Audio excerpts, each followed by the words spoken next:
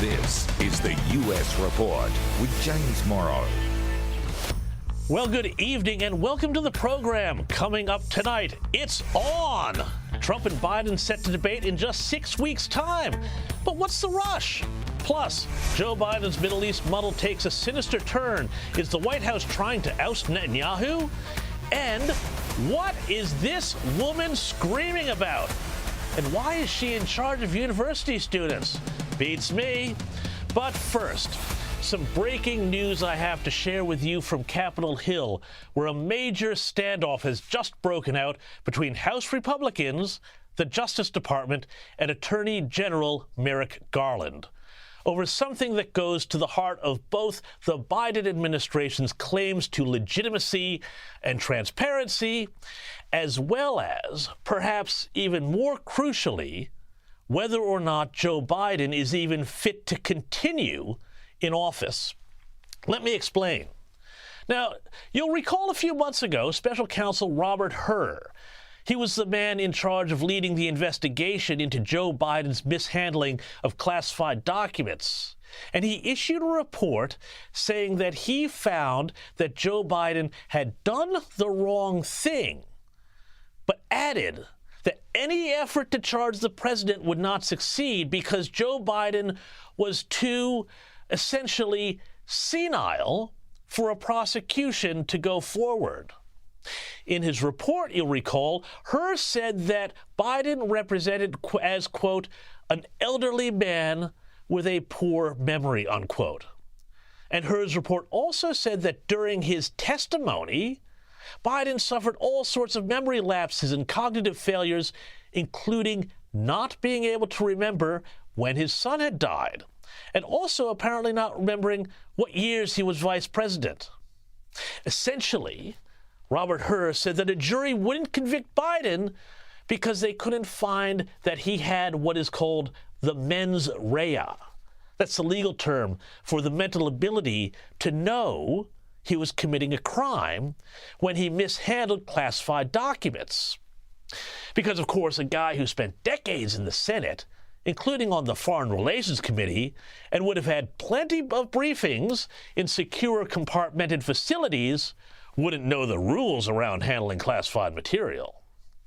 And Robert Hur left us in no doubt that Biden did do the wrong thing when it came to the documents. Ordinary Americans with security clearances have gone to jail for far less than what Joe Biden did. My team and I conducted a thorough, independent investigation. We identified evidence that the president willfully retained classified materials after the end of his vice presidency when he was a private citizen. This evidence included an audio-recorded conversation during which Mr. Biden told his ghostwriter that he had, quote, just found all the classified stuff downstairs, end quote.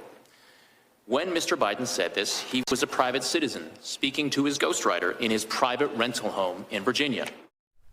But it was the report's comments on Biden's mental state, you recall, that led to denials, accusations that Hur was being a partisan who wanted to stitch up the president, and the whole thing culminated in that wild press conference at the White House, you recall, where Biden tried to prove his mental fitness, and then in the process managed to confuse the president of Egypt with the president of Mexico.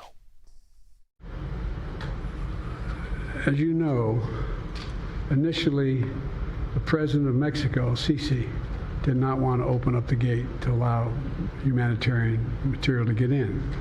I talked to him. I convinced him to open the gate. Well, anyway, as Joe Biden might put it, this has all come to an extraordinary head. House Republicans have demanded the audio of Hur's interviews with the president. And guess what? The White House, the same White House that promised transparency and all that to set itself apart from its predecessors in the Trump administration, guess what they've just done? They've used executive privilege to prevent the audio from being released. I'm sorry, what? They can't use executive action to protect the southern border, but they can use executive privilege to protect the president's reputation?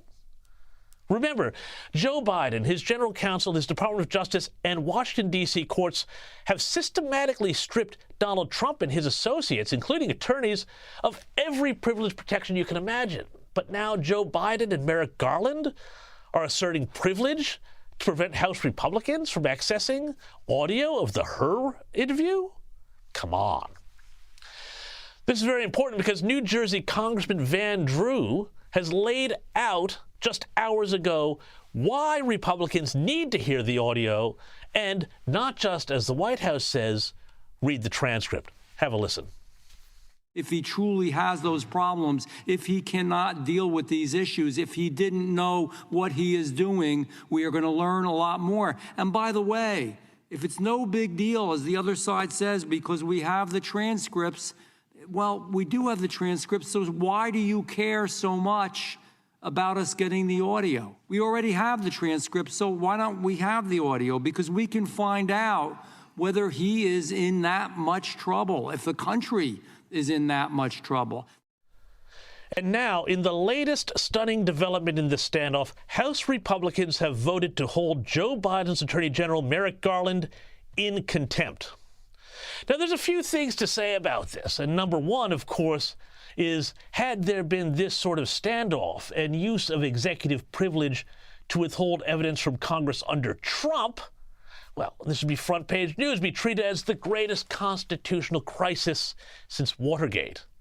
And it is indeed a crisis. I mean, withholding evidence from Congress to protect the president in a case involving pretty much the same charges, mishandling classified documents his rival Donald Trump is being charged with, this is Banana Republic stuff. Now, number two, if you look at the White House's reasoning behind the decision to withhold the evidence, well, the precedent it sets would allow any future president, including Donald Trump, to withhold whatever they want because, oh no, it might be embarrassing.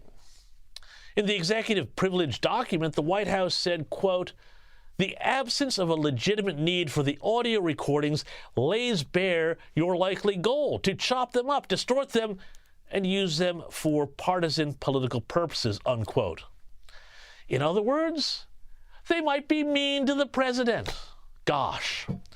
Yet, we know why the House needs the audio. Van Drew explained it succinctly just a moment ago. We need to know whether the President of the United States is indeed competent to continue his job, regardless of whether or not he violated national security law. Or if instead he should be made to retire at the end of his term, or even have the 25th Amendment, which deals with disability in office, invoked against him. Now, number three, this whole fight is going to once again highlight the issues of mental fitness with the news that Joe Biden has agreed to debate Donald Trump later in the year, as is customary, not later in the year, but in June, and with special conditions, including no audience. And you can see how vigorous and excited the president is about this prospect when he was asked about the coming debate a couple of days ago. Why not debate a third time?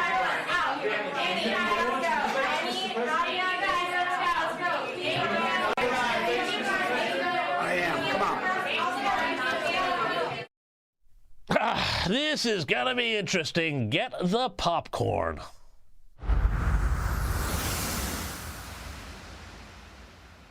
Joining us now to break down all the other news of the week is great friend of the program, former White House Chief of Staff and Senior Advisor at Bondi Partners, Mick Mulvaney.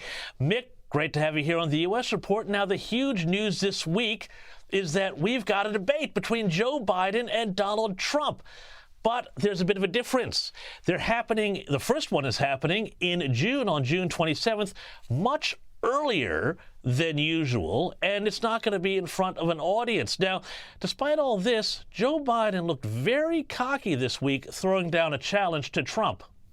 Donald Trump lost 2 debates to me in 2020. And since then, he hadn't shown up for debate. Now he's acting like he wants to debate me again. Well, make my day, pal. I'll even do it twice.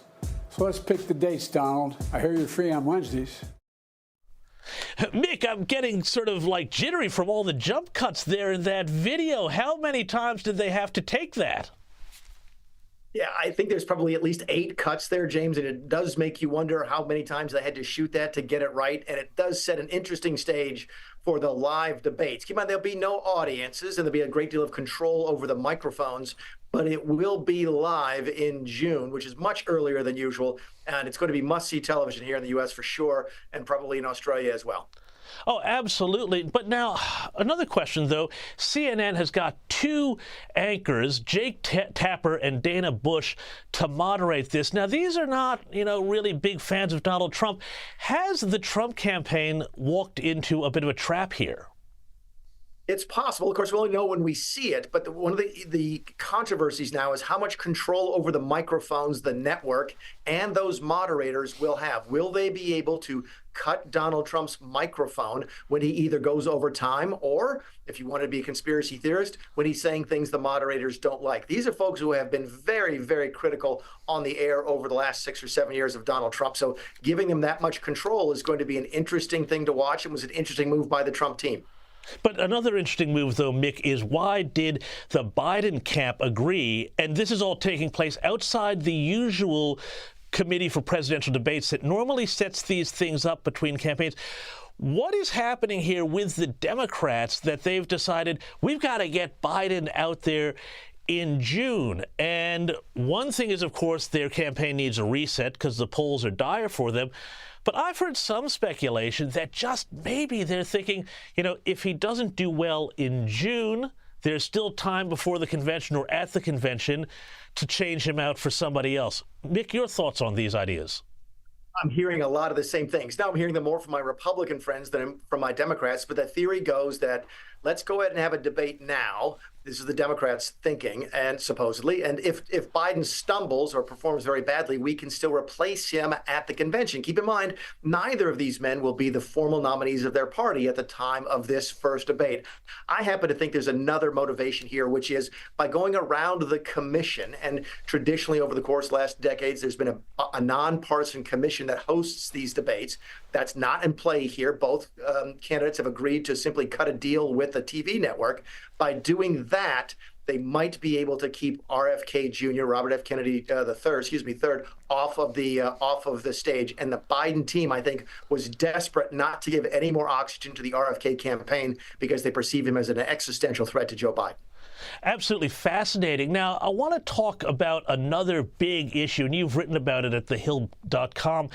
U.S. debt, and this is a crazy number to me, is about to surpass $35 trillion. That's trillion with a T, U.S. dollars. Inflation is at a 40-year high. CPI continues to rise. Biden seems to have lost a bit of control of the economy here. Tell us about just how dire and dangerous this situation is, and why are red lights not flashing everywhere over these numbers? They're flashing in a lot of places. The places those red lights are not flashing, unfortunately, is the voters. I remember sitting in the Oval Office one time, James, in 2017 when I was the budget director, and a very prominent Republican had my budget, which was described as the most conservative since Reagan. And he leaned across the resolute desk to President Trump and said, "Mr. President, I like Mr. Mulvaney. He's really good with numbers. But let me make one thing perfectly clear. He's not elected, and you are. No one has ever lost his job in this town for spending too much money. They have lost it for spending too little." That's a Republican senator talking to a Republican president. The country is now $35,000 billion in debt. That's what $35 trillion is. And the red lights are flashing. You're finally starting to see Wall Street pay a little bit of attention to it. You're saying international markets pay a little bit of attention to it, but still not much. The Dow Jones Industrial Average hit a historic high today of 40,000. So it's not really filtering through the economy, but it is starting to get some attention. It's just not registering with voters. And until it registers with voters, spending is not going to change. Yeah, well, I mean, I reckon you got all that money pumped into Wall Street and everybody else. If people start to realize how little's behind that, that could be a bit problematic. But also on the economy, this was fascinating to me. Joe Biden has announced that the U.S. is going to raise tariffs on imports from China by $18 billion and also tax Chinese-made EVs. It seems to me that these are really Trumpian kind of policies that he's going with. Does this suggest that Trump has basically won the argument on protection versus free trade? Yeah, I think he has. And I think even the Democrats, many Democrats will admit it. Keep in mind, these are the same programs now that Biden is either continuing or reinstating that he attacked during the 2020 campaign. They always get some of that in campaigns, right? You're always going to take the opposite side of the person you're running against.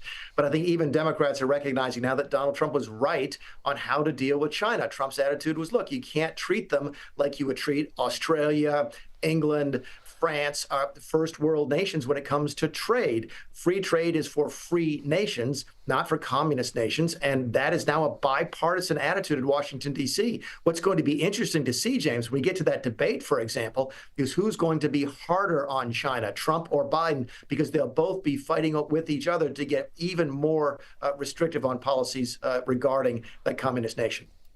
Free trade is for free nations. Mick, I absolutely love the way you summed that up there. Thank you so much for your time, Mick Mulvaney, and we'll see you next week. Thanks, James.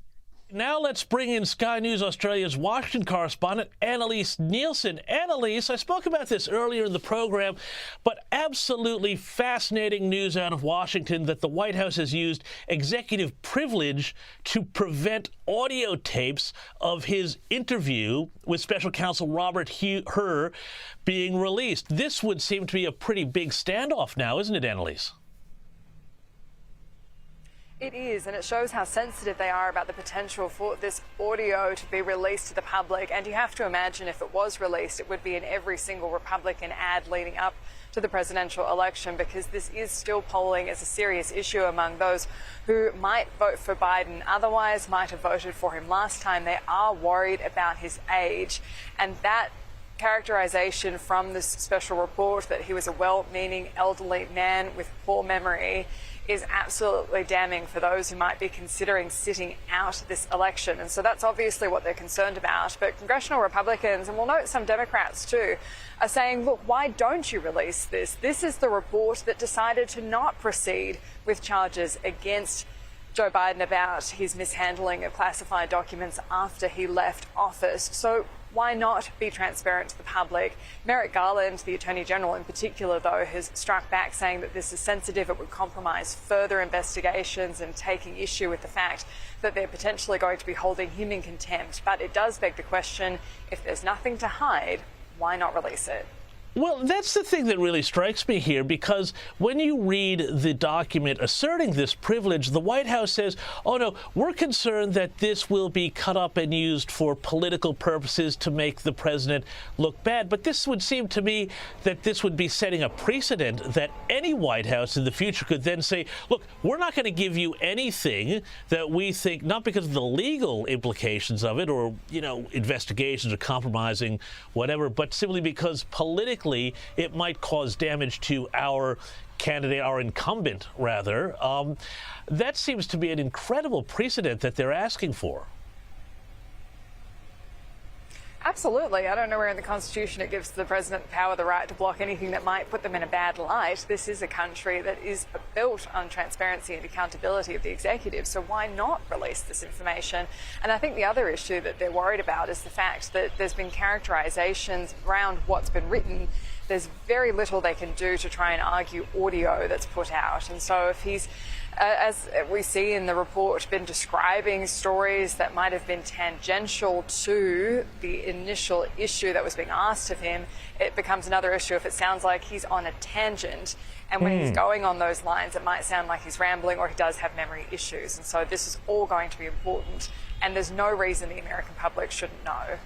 Yeah, and absolutely. And I mean, and if there are things in there that are as bad as not remembering when he was vice president or the year his son died, well, I think people need to know that. But I want to move on to another story, big story that affects both Australia and the United States this week.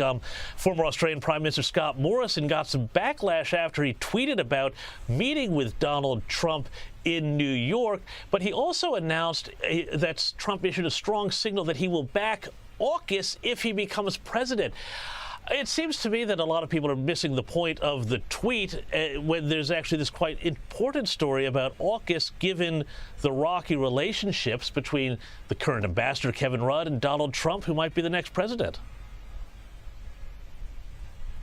And look, that is exactly the point. The point is that Scott Morrison has access right now that we don't we can't necessarily assume Kevin Rudd will have if the Trump administration comes back. And there is precedent for this. I keep bringing this up. Donald Trump, when he was in the White House, forced the resignation of the British ambassador to the United States when a private diplomatic cable was leaked that was criticising some aspects of how the Trump administration runs. And those comments were nothing compared to what the ambassador, now ambassador, but previous to his time as ambassador, Kevin Rudd, said about Donald Trump. So this is a real issue, whether you like it or not. And so I think the idea that AUKUS would be compromised is a stretch.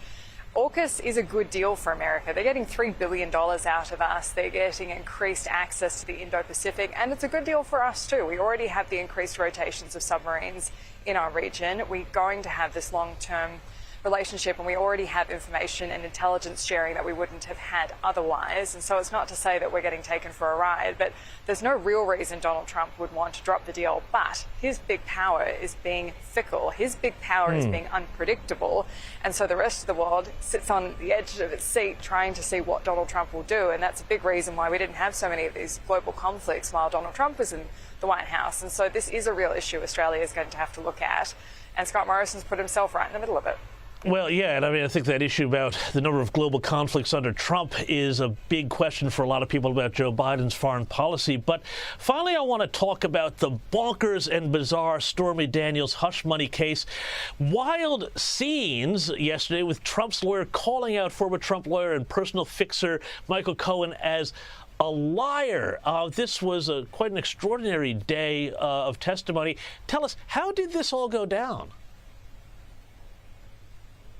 Well, look, the theatrics of it is a big part of this because this is a high-profile case. And you have to remember, as much as this is being run on cable news networks in America, we've got CNN posting every update and graphics and special coverage that's been going for weeks now. The only people that really matter in this are those who are in the jury box. And there's only, by what we know from the jury assessment that they do in the United States that's been released, possibly one juror who'd be open to switching to Donald Trump's side. This is a very Democrat area. It's a very blue justice system by political appointees, which is also normal in the United States, but it's a fact here nonetheless. And so the question is, what difference is this going to make in the rest of the country? Sure, Donald Trump's probably going to face some fines. If he's found guilty, he'll have a criminal conviction against his name. Maybe he won't be able to vote for himself if he's recorded as a felon, but he's not really up for any potential jail time. So what we're talking about here is reputation. And so far, he's doing well in the polls. He's doing better in swing states by this New York Times Siena poll than Joe Biden is, because his supporters are being emboldened by this, and everyone else in the middle is kind of tuned out of it. So it's certainly not having the negative impact that many would have anticipated.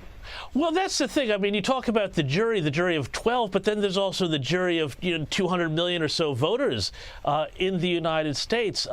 Is this case backfiring on Democrats who thought, everybody would be as outraged about this as they are, in the same way, I guess you could say, that Republican attacks on Bill Clinton in the 90s for various things involving personal peccadillos also backfired on them? Yeah, and massively. And we don't know how this is going to land by the time Election Day comes around, because most people aren't as tuned into the US presidential election as you or I or our viewers. But at the same time, this is going to be likely the only case that runs before this next election. None of the other cases against Donald Trump are doing well. In particular, the Florida case is really stalled, the classified documents one. And so the fact that this is the only one, it's going to be very easy for him to paint this as political persecution by people who were out to get him. And so all it's doing is emboldening his followers. I tell you, I was at that Trump rally last week in New Jersey, and that was a huge turnout. I don't have any issue saying it was around 100,000. It was a massive crowd. Wow. And he asked the crowd who he is from Pennsylvania, and a lot of hands went up. And that's an important state. That's a must-win. So it's on for sure. Absolutely. Annalise Nielsen, thank you so much for your time. Now, don't go anywhere, because after the break, we're going to find out maybe why the Biden administration is betraying Israel over and over again, and it might have something to do with a new White House staffer. But first, as we gear up for the first Trump-Biden debate, the trash talking has already begun, and Trump has taken issue with Joe Biden's previous refusal to debate in front of a crowd, saying it's because Biden can't draw a crowd.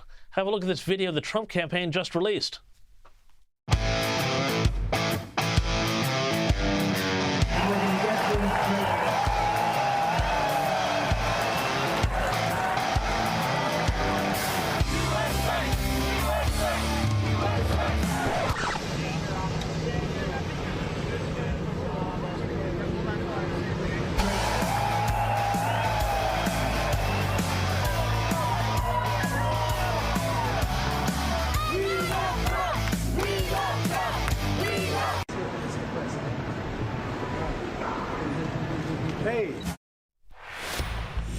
Hey, indeed. After the break, Biden's butchered Israel response. Do not go anywhere.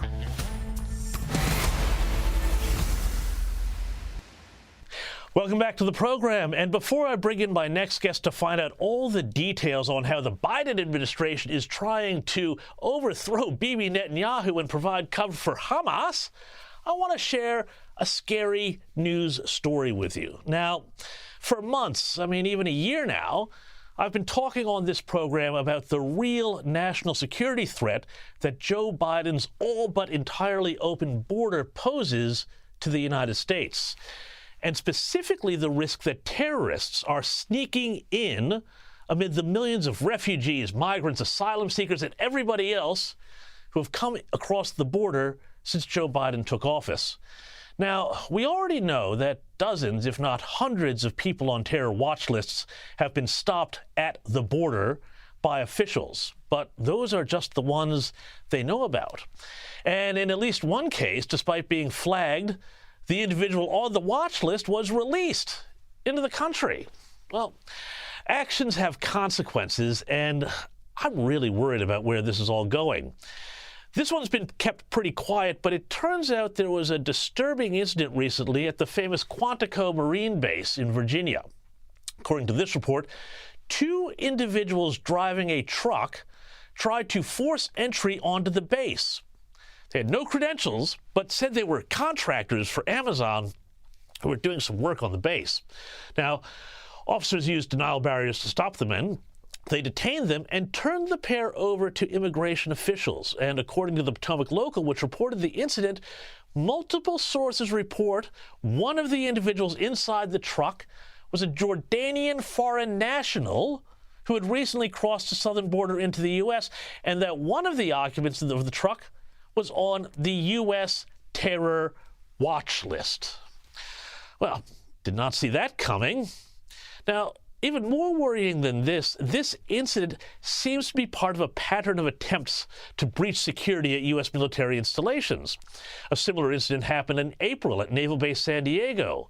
And in March, a Chinese national was detained after he tried to drive through the gates at another base in California. What's going on? Well, we don't know much at this stage, but it's disturbing, especially when these incidents, which could be the testing the ground for something more serious, involve people who should not have been in the U.S. in the first place. To the war in the Middle East and the Biden administration's response to it. Joining us now to discuss it all is Hudson Institute Senior Fellow Michael Dora. And Michael, thank you so much for coming on the U.S. Report. Now, there's an awful lot of strange goings-on between Israel and the U.S. lately, and I've seen reports that the defense minister of Israel has lined up with the Biden administration on Rafah and Gaza, and there's even talk going around that the Biden administration is really hoping for a change of government in Israel. Michael, break down what's going on here. So, James, great to be here. Thanks for having me. I think the simplest thing to say is that the Biden administration wants to shut down the war.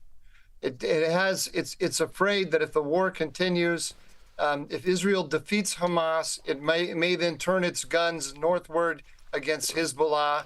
That will be a disaster from the Biden administration's point of view because it will destroy their Iran policy, Hezbollah being the favorite proxy of Iran. And they just want to shut the whole war down because all the other things that are going on with the Houthis and Hezbollah and the militias in Iraq, it'll all get quiet for the election. And the easiest way to shut it down is just to put pressure on the Israelis. That's I think the essential point here. But then there's all the other things as well. They don't like the government of Benjamin Netanyahu. They want to bring that government down, and they want to substitute Netanyahu with maybe Gantz or someone else. So they've also put together this. They're putting pressure on the Israeli government to come up with a day after program on Gaza, where the Palestinian Authority will supposedly take over Gaza. Never going to happen. But by demanding that the Israeli government sign up for that for that vision of the day after, they create a crisis in the coalition between Netanyahu and his coalition members to the right, who are adamantly opposed to the Palestinian Authority having a role in Gaza.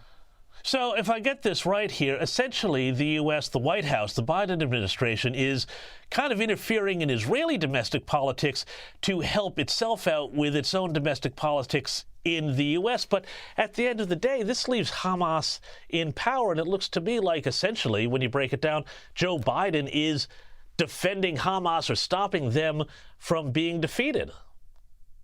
Well, I think that's right. I don't think the goal is to have Hamas win. The goal is to stop the war. It's very obvious that that's what they want to do. Twice over the last month, they put enormous pressure on the Israelis to make concessions to Hamas to get a ceasefire, which they hope they could extend all the way to November. But what they failed to recognize is that when they openly put pressure on Israel, including by withholding weapons for Israel publicly, it just gives Hamas the sense that it can hold out longer and demand more, and that it doesn't have to make any concessions to Israel. So they don't actually get the result they wanted. They put all the pressure on Israel, and then Hamas didn't come toward them, and so the war continues. Yeah, and I mean, it just seems like they're very muddled here, though, because on that question of weapons, it does look like they are now going to push forward with $1 billion package of weapons aid for Israel, despite saying that they weren't going to give them. So how muddled is all of this? Because it's very hard to pick this apart from a distance. What has changed? I don't think they're actually moving forward with those weapons. I think that's some of the clever messaging. They had to make some notifications to Congress, which gave the impression that it was moving forward. But they've been withholding weapons back since December. It just hasn't been well reported. So I think we should just look at this. The easiest way is just think about it in terms of domestic politics. Biden now has a message for pro-Israel Democrats and anti-Israel Democrats. To anti-Israel Democrats, he's saying, I'm putting pressure on Netanyahu. I'm working against him. I'm trying to create a pathway to a Palestinian state. You can see me doing that in real time.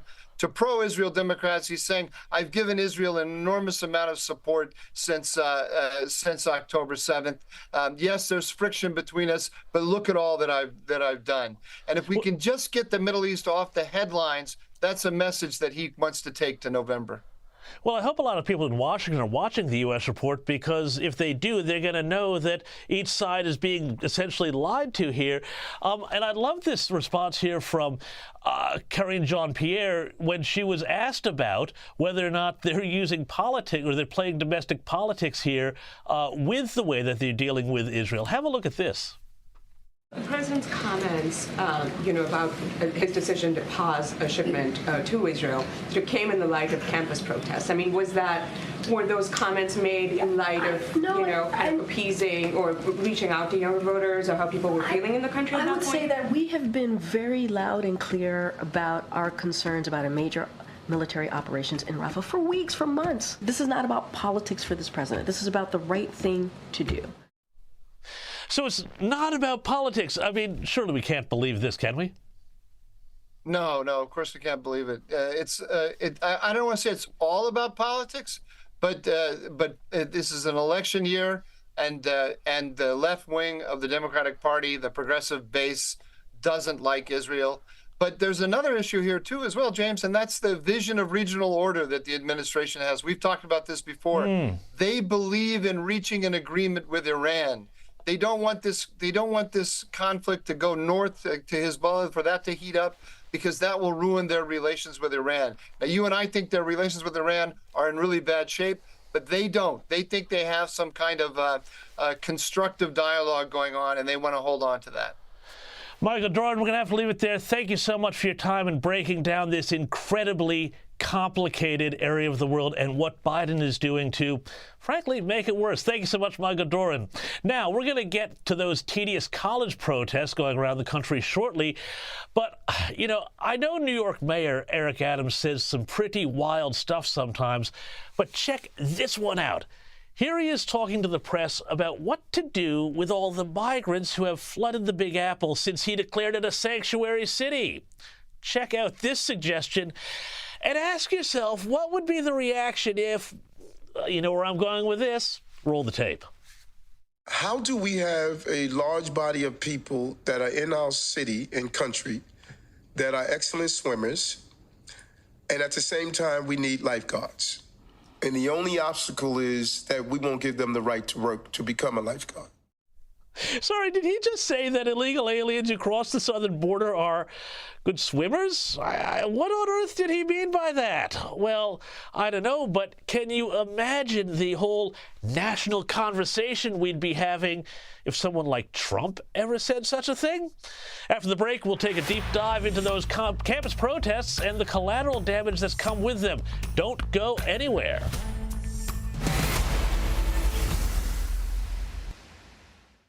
Welcome back to the program. Let's now bring in filmmaker Ami Horowitz to talk all things campus protest. Welcome back to the program. I got to ask you about these anti-Semitic, anti-Israel, and frankly, seemingly pro-Hamas campus protests that just don't seem to want to quit. Ami, are you surprised that they're going on so long? No, I'm not, because, look, you have an administration that has essentially given them oxygen by throwing Israel under the bus, right? It took them a long time to condemn these protests. And then when you ask the protesters, why are you there? They say, well, even the administration is saying that Israel is targeting civilians. The administration plays around with the blame of Israel, saying we're going to embargo you with weapons because we feel you were involved in war crimes.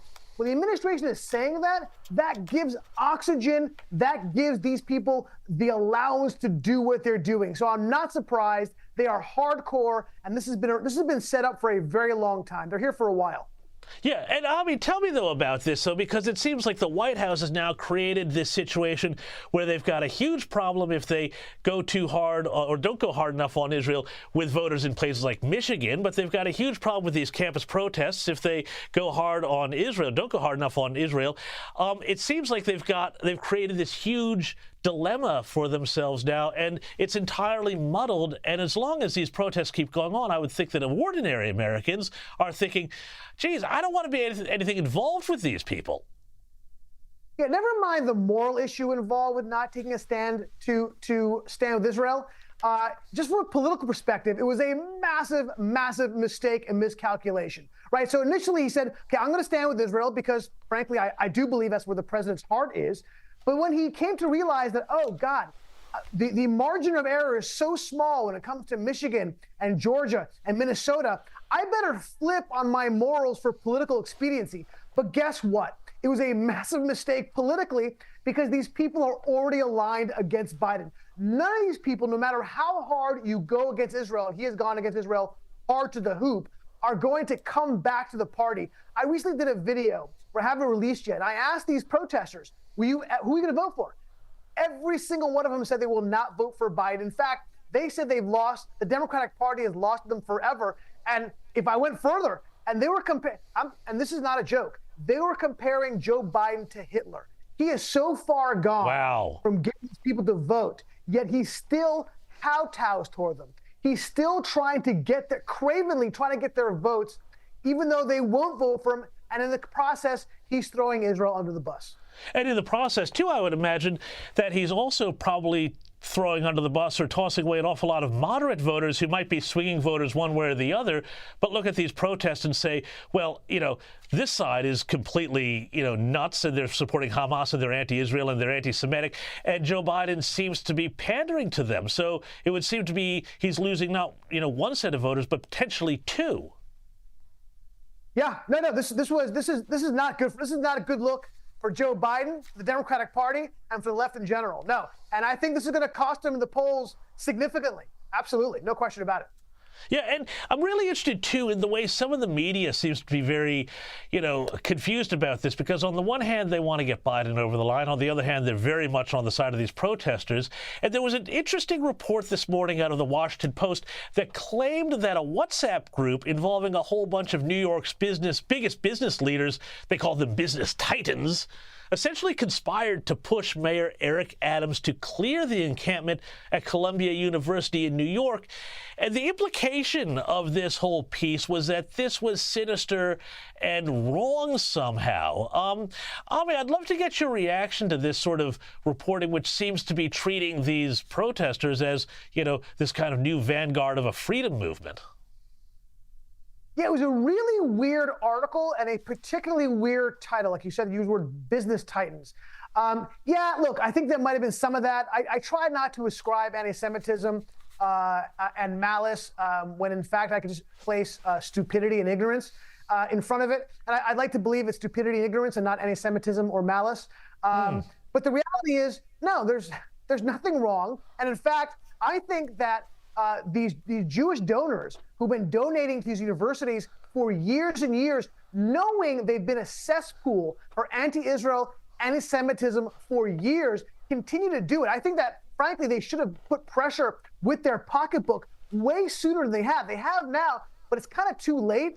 These endowments are already in the multi-billion dollars, a lot of it based on their funding. I think it was a mistake they didn't do it sooner. So I'm glad they're doing it now. And finally, I want to just ask you about one other topic, Ami. I remember during the COVID pandemic, you did some amazing, great work on asking people about the origins of the COVID pandemic, asking people if they thought that maybe global warming caused it or if it was racist to blame China. And I've got to get your reaction to this news story in the New York Post that at long last, the National Institutes of Health Principal Deputy Director Lawrence Tabak has admitted to Congress that U.S. taxpayers funded gain-of-function research at the Wuhan Institute of Virology. Ami, are you surprised by this? And what would you love to say to some of the people who said, oh, no, it's racist to talk about this, or, oh, no, it must have come from a wet market? Yeah, believe it or not, I might have a lot to say on this topic. Shocking, I know. Look, do I have a problem with the idea of gain-of-function research? No. Like, I'm not a scientist, but I'm playing one on Sky News today. Look, we do have to do work to figure out how these viruses operate, how to manipulate them, and how to protect ourselves from pandemics. There's no issue with that. The issue I have, first of all, is that we allow this work to be done in China, which has no history of governance in trying to protect. In fact, they've had tons of lab leaks. They are not good in governance of control of these experimentations. That's A. B, I blame Fauci, right? In Fauci we trust, for putting semantic manipulations on the word gain-of-function research to try to squirrel out of the fact they were doing it. Just be straight and honest with us. And frankly, I also blame how the National Institute of Health scrub the definition of gain-of-function research from their website so they wouldn't be culpable. Look, the party of science, right? This is what pisses me off so much. The party of science, when I say, well, then I want to investigate the origins of COVID, and maybe, possibly, it came not from a pangolin in a wet market, but maybe it came from a lab in Wuhan where this darn thing started that actually works with the novel coronavirus. Is that crazy? No. You're racist if you say that, right? The party of science says that you're racist if you say that. And by the way, I put the party of science in the same bucket as COVID deniers. Same idea. Bingo. Ami Horowitz, that's absolutely right. Party of science, party of Lysenko is more like it. Thank you so much for your time. Everybody go check out Ami Horowitz's videos online. Now, hold on to your seats. We've got a really American, only in America next. A political candidate running for a very small office who has some very big, some might even say huge ideas. But first, some people might be wondering, again, hey, what is going on American universities that is turning the kids so feral?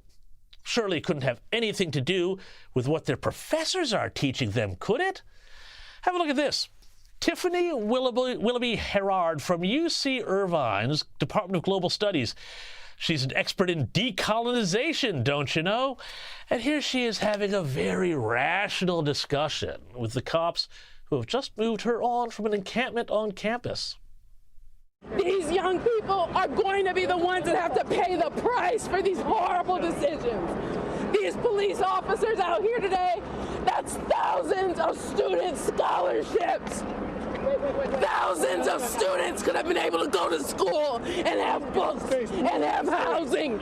But instead, our chancellor, who is a very cruel man, decided to send thousands of dollars worth of state funding paid for by the taxpayers into the trash. I don't know. If you want kids to go to school, don't block the campus. Parents, your kids are in great hands. Only in America is next. Welcome back to the program, and now it's time for a segment we like to call, and I think we really can say it lives up to its name this week, Only in America.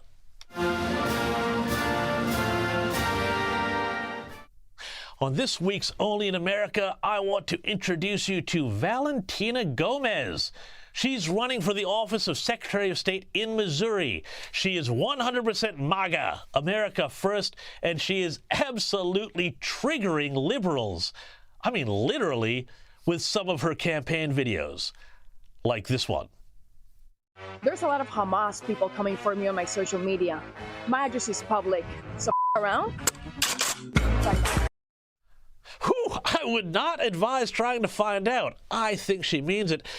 Valentina is also pretty clear on how she feels about issues like Dylan Mulvaney. Remember the Bud Light lady? Dylan Mulvaney's in St. Louis University talking about his days of womanhood. That dude is mocking women. It doesn't matter how many surgeries, shots, or hormones you get. A man will never become a woman, and a woman will never become a man. And if you're an illegal or protesting for Hamas, well, pack your bags. Just like NYPD loaded up the buses full of Hamas protesters, we can load every illegal immigrant that has come to America and send them back to where they came from. Because if you want to come to America, do it legally. File your paperwork. Don't just hop the border. And veterans, come before illegals. So the question is, which way, America?